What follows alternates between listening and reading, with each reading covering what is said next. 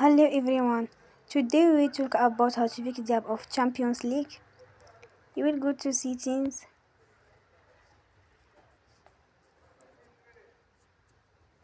Give a click on apps.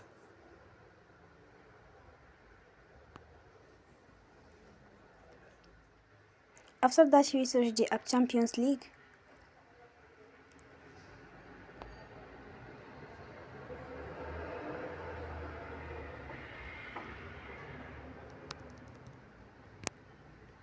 And you will click.